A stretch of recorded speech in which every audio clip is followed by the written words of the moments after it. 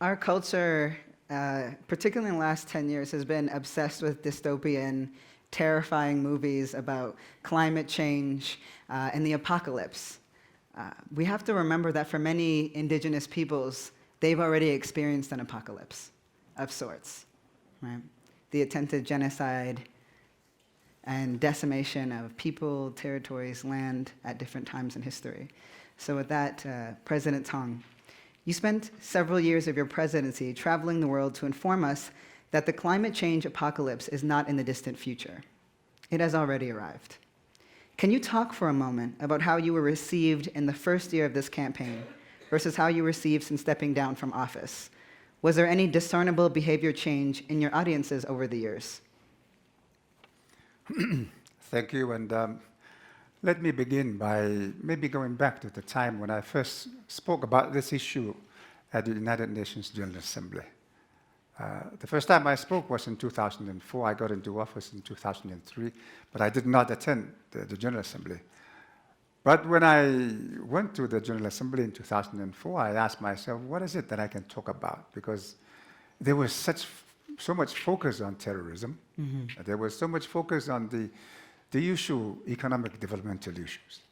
But for us, what was important was this catastrophe that was coming, climate change. And so I spoke about it. I was frustrated, angry, but nobody listened.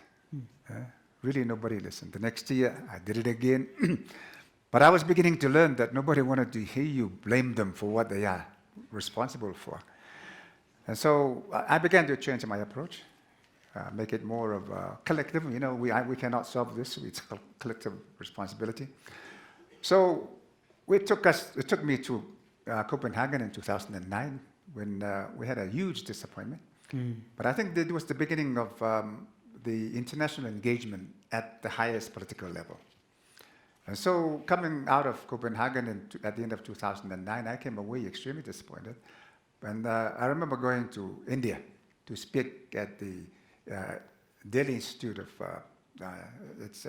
where Dr. Pachauri, the chairman of the IPCC, was resident head. And I was ready to really give my piece of my mind to the Indian government because they did admit that they wanted to sabotage the Copenhagen because they didn't see it as being in their interest. But it was interesting because during the opening of the session, it was the Prime Minister of India saying, we will be engaged. And so I think it was after Copenhagen that there was a change, and this carried on gradually initially. But then by Cancun and beyond, you were getting leaders beginning to be saying, and for me it was very gratifying to hear other leaders saying, we are vulnerable. But I think the next problem is who is more vulnerable. So when we're sitting in a panel like this, and you're getting the leader from somewhere, and he's saying, oh, we're very vulnerable, which I know he's not as vulnerable as I am. So if he's vulnerable, then I'm very, very, very vulnerable.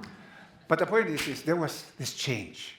And it became an issue that other leaders were beginning to talk about. Even in my own region in the Pacific, all of the Pacific leaders, being very vulnerable countries, began to rally behind, and we pushed.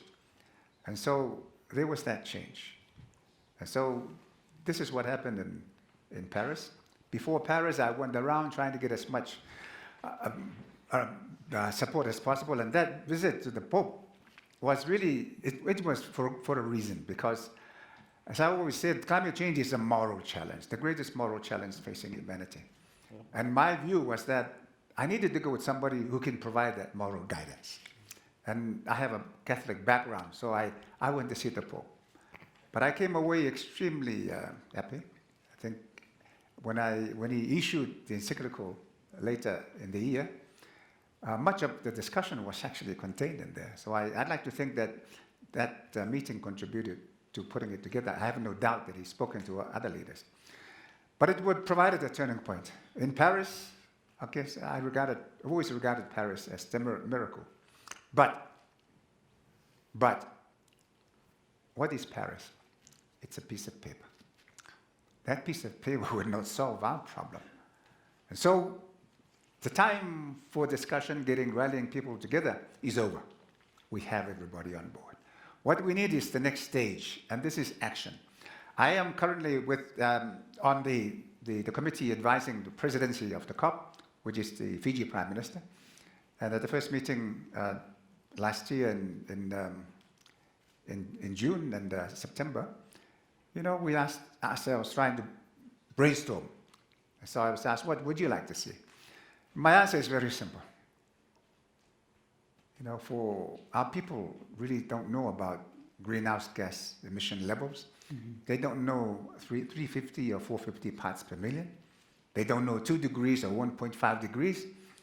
What they know, what they'd like is for somebody to come back and say, it doesn't matter. If the water rises, there is somewhere for you to run to. If there is the next announcement of a tsunami, you can run with your kids up there. This is what we need. Credible, concrete solutions. And I am still looking for that. And I know that my colleagues in the same position, countries, need that. And so this is the challenge. And so the question is, where do we go next? Mm-hmm. And the answer is, let's keep looking for that solution. In the film, Matthew explored all of the things that I've been looking at. Floating islands, all kinds of things. Mm-hmm. Everything. And I know it's not easy. But I keep encouraging myself by saying, okay, I might be crazy, but so must be Richard Branson, who is thinking about building a hotel in space. That must be even crazier, but here we are. And so what I've done is actually invited the governments of the United Arab Emirates, because they built those beautiful islands in the Palm Island. Together with the Dutch engineers, I've invited the technical people from South Korea. They've got experience.